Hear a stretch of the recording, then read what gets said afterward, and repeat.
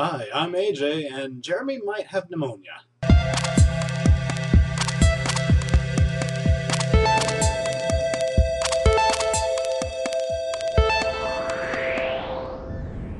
So yeah, I may or may not have a co-host on Friday. We'll see. Either way, news still goes on.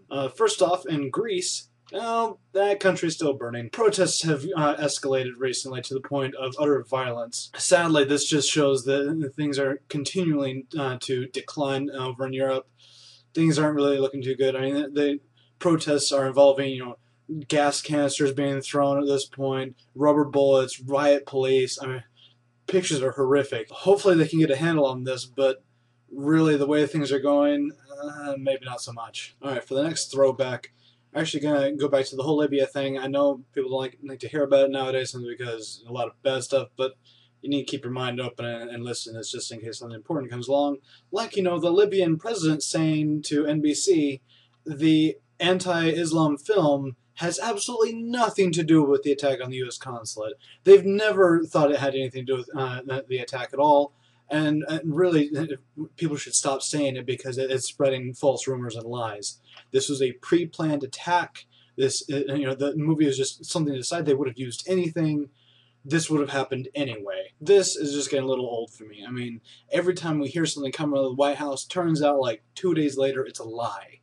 Please just give us the truth first off, or at least if you don't know, say you don't know. Sticking in Libya for a bit, a little bit of bad news. A death again as well. This time of one of the rebels that actually caught Muammar Gaddafi back during the Arab Spring and all of that. He has been, he was kidnapped and tortured to death, unfortunately. Ugh. He will be getting a funeral as befitting a hero, according to the government, but really, this just shows that country is nowhere near as stable as we were reported even before the whole attack on the consulate. I mean, we really shouldn't have pulled out as fast as we did. I'm wondering if we even should have gotten involved. Shifting over a bit into Egypt, their current president Morsi has given a speech to the UN, as a lot of world leaders are right now, and has gone out and rejected broad free speech rights. This is really scary because we're seeing a lot of this now, just coming from the Middle East, but Egypt used to be at least an ally of ours. I don't know what's going on now ever since, the Arab Spring and everything, and, our president kind of being off and on with them.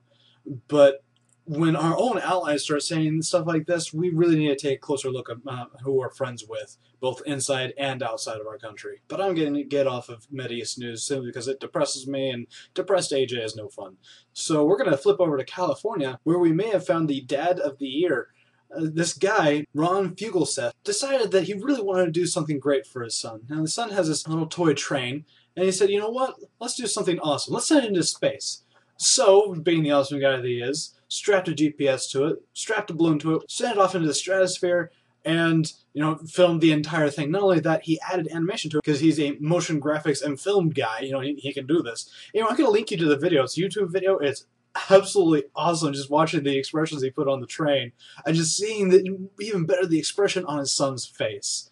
I mean, awesome. For the next story, something that actually really surprised me. When we're talking about collectible coins, you really don't normally talk about pennies. I mean, simply because even if a penny was worth 100 times its original value, it'd be worth $1. So when this came out, that a collector's penny was sold for $1 million, I really had to check it out. What it is a penny that was accidentally cast in bronze instead of steel and nickel like it should have been back in the beginning of World War II, and is actually one of a very small batch. Now, if you're looking for this penny, it was minted in 1943, so you might want to check through your penny stash. Other than that, there's very few of these left. The government tends to take up all of these, but whoa, weird. Continuing on the weird things, a statue that was confiscated by the Nazis back during World War II, sticking on the World War II thing, has been analyzed recently, and something very strange has been figured out about it. Now, first of all, it's a Buddhist statue, not really the strange part. It has a swastika on it, which is probably why they took it. Buddhist swastika face the same way, a different way than the Nazi swastika, so whatever.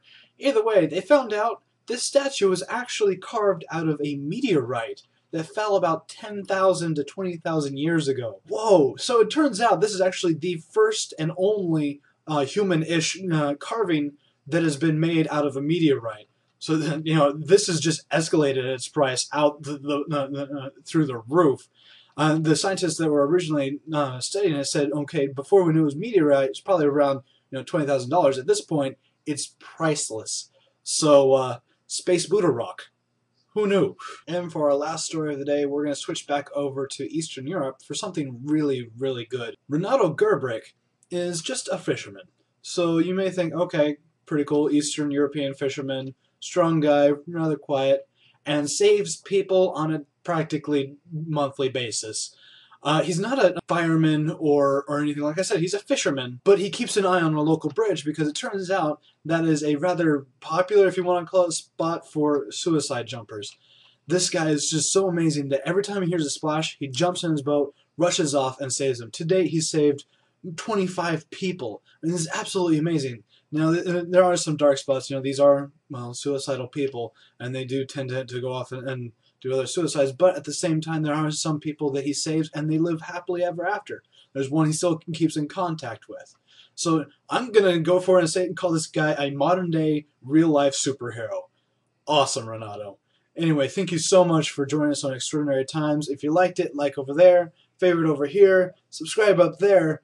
Give us any suggestions for cures for pneumonia because, well, yeah, we need to get Jeremy back. Please share us on Twitter, Facebook. That's how we get our numbers and our views and stuff up. That's how we make a better show. Believe me, once we get more money, this will look a lot better.